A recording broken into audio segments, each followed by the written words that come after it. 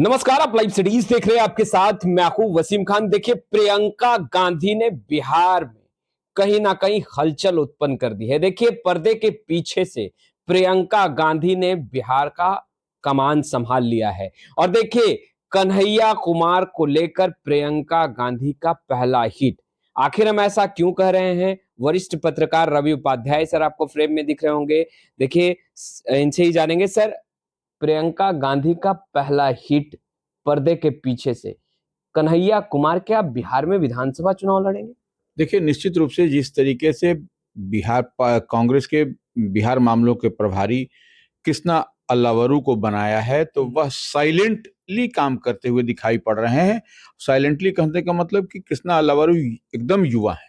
इस बात को समझिए, एनएसयूआई से संगठन से होते हुए इसमें पहुंचे हैं, तो निश्चित रूप से उनका फोकस्ड है इस बार की युवा को लाने का, इस लिहाज से। और कन्हैया कुमार जिस समाज से आते हैं, वह समाज आपका एनडीए का वोटर है। तो कन्हैया कुमार को बिहार में विधानसभा का चुनाव जो लड़ाने की बात हो रही है, हालांकि 2 बार लोकसभा का चुनाव लड़ चुके हैं बिहार से। दोनों बार, एक बार तो वाम दल से लड़े थे, सीपीआई से, एक बार जो है सो इधर आकर के लड़े, तो वह निश्चित रूप से वह वहां नहीं चल सका। लेकिन सवाल यह है कि विधानसभा का चुनाव होगा, और विधानसभा के चुनाव में जिस तरीके से युवा पर फोकस्ड है कांग्रेस, और धीरे धीरे कांग्रेस उस ओर बढ़ती हुई दिखाई पड़ रही है। और कृष्णा अल्लावरू तो लगातार मीटिंग में, सिटिंग में कह रहे हैं और बात कर रहे हैं कि जो भी बेहतर काम करेगा संगठन की मजबूती के लिए, उसका परफॉर्मेंस देखेंगे, उसके बाद उसको जो है सो टिकट दिया जाएगा, उसको भागीदारी उसको मिलेगी। तो ये, और तो कन्हैया कुमार का इस बार एंट्री लगभग लगता है तय है। और इस बात को हम ही नहीं कह रहे हैं, जो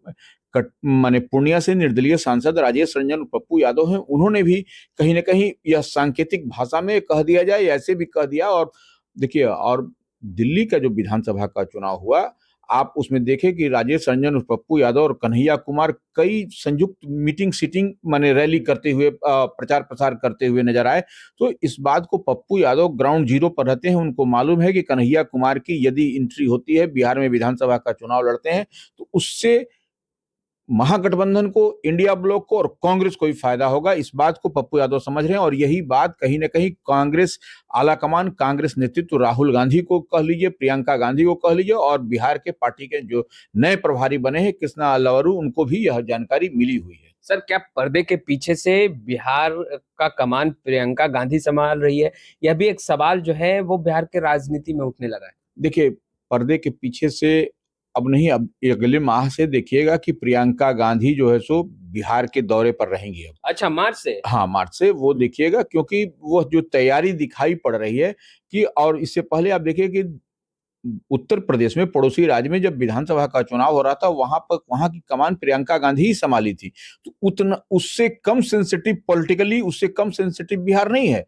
तो इस लिहाज से आपको प्रियंका गांधी कमान संभालेंगी। और जिस तरीके से सब कुछ आपको जो दिखाई पड़ रहा है, धीरे धीरे कांग्रेस में बदलाव दिखाई पड़ रहा है, और जो बड़े बड़े और कद्दावर नेता घर के अंदर सिर्फ ड्राइंग रूम पॉलिटिक्स किया करते थे, वह भी बाध्य होकर के रोड पर, आपको सड़क पर आम आवाम के बीच में जा रहे हैं। क्योंकि स्वयं जो है सो कांग्रेस के प्रभारी, जो बिहार के नवनियुक्त कृष्णा अल्लावरू, स्वयं बेगूसराय, आरा, तमाम जगह जा रहे हैं, आ रहे हैं, और ग्राउंड जीरो की स्थिति को से अवगत हो रहे हैं।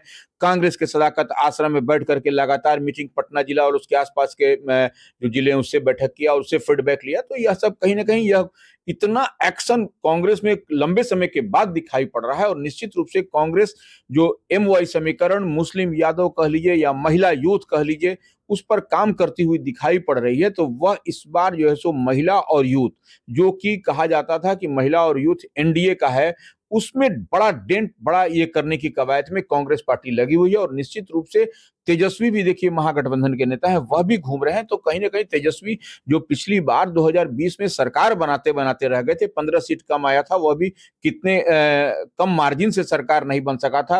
हर एक सीट पर देखिएगा 100, 150, 200, 250 कम मार्जिन से।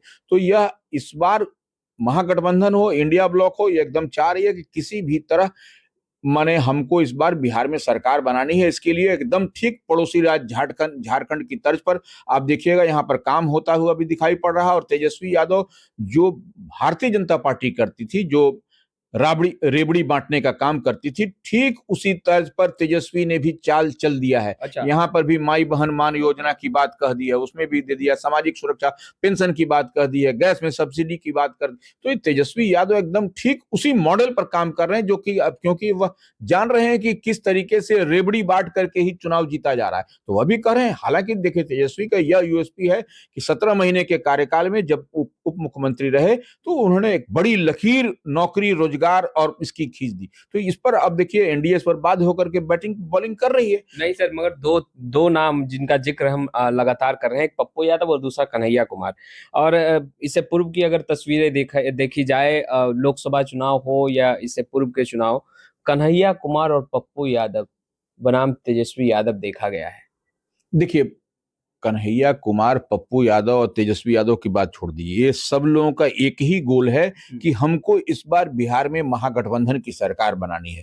इसके लिए जो भी कुर्बानी देनी होगी वो कुर्बानी देने को तैयार होंगे। आप देखिए कि जो इस बार जो 2024 में लोकसभा का चुनाव हुआ, जो नतीजे निकल के करके आए, आप देखिए कि कहां पर एनडीए थी बिहार में और कहां खिसक करके सीट में चली गई।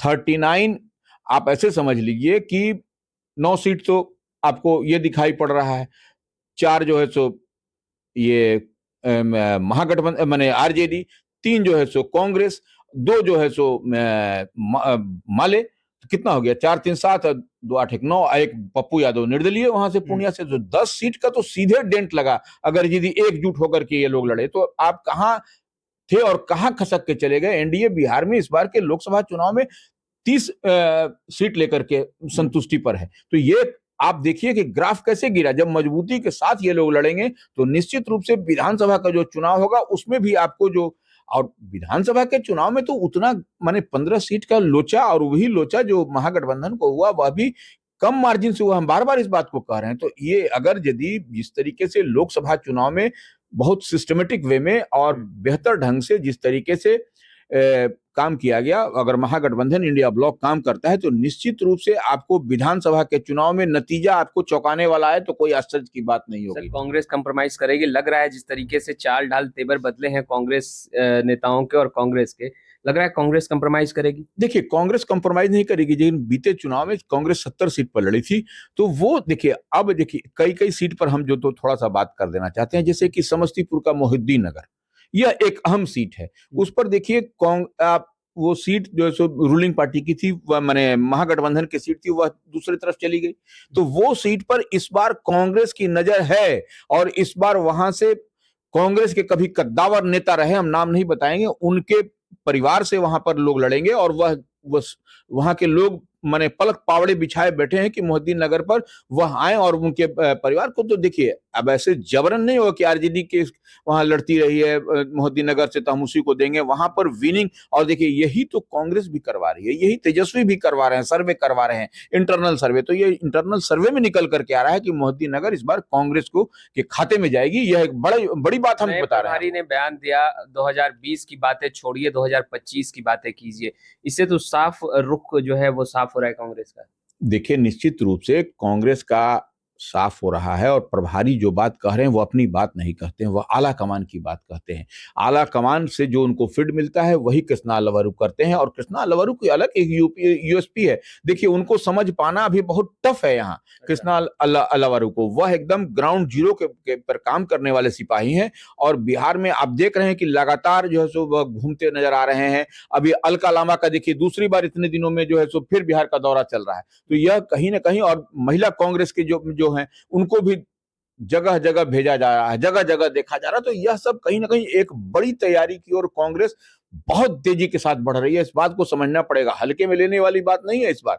यानी पप्पू यादव, कन्हैया कुमार कांग्रेस महागठबंधन को जिताने के लिए पसीना बहाएंगे और तेजस्वी यादव को सीएम बनाने के लिए। देखिए, निश्चित रूप से एक चेहरा तो तेजस्वी यादव ही है, सीएम तो माने महागठबंधन से इंडिया ब्लॉक से कोई होगा तो तेजस्वी यादव ही होगा। यह तमाम तरह की कवायद हो रही है तेजस्वी यादव को ही लेकर के, और कांग्रेस इस बार बैकफुट पर नहीं आने वाली। कांग्रेस एक देखिए, आरजेडी अगर डिक्टेशन देगी कांग्रेस को तो इस बार वो नहीं होगा। अगर नहीं होगा, अगर तेजस्वी को बनना है चीफ मिनिस्टर, मुख्यमंत्री, तो निश्चित रूप से आपको इतनी बात समझनी चाहिए कि कांग्रेस के साथ, क्योंकि राष्ट्रीय पार्टी है, बड़ी पार्टी है उसके, और वही जो डिक्टेशन देगी उसको एक्सेप्ट करना पड़ेगा आपको, नहीं तो फिर नतीजा ढाक के तीन पात होगा। तो इस लिहाज से आपको बेहतर परफॉर्म करना है, तेजस्वी को मुख्यमंत्री बनना है, तो इतनी बात तो तय है कि आपको करनी पड़ेगी आपको। यानी कांग्रेस बड़े भाई की भूमिका में ही रहेगी। निश्चित रूप से कांग्रेस बड़े भाई की भूमिका में रहेगी, क्योंकि कांग्रेस राष्ट्रीय पार्टी है, तो कहीं क्यों नहीं बड़े भाई की भूमिका में रहेगी। और तेजस्वी चीफ मिनिस्ट्रियल चेहरा होंगे, चीफ मिनिस्टर कैंडिडेट होंगे, इसमें भी कहीं कोई दो मत नहीं है।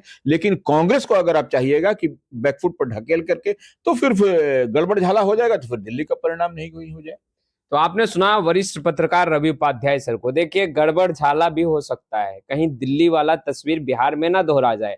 कन्हैया आगे आ रहे हैं और पर्दे के पीछे से प्रियंका गांधी ने बिहार का कमान संभाल लिया है।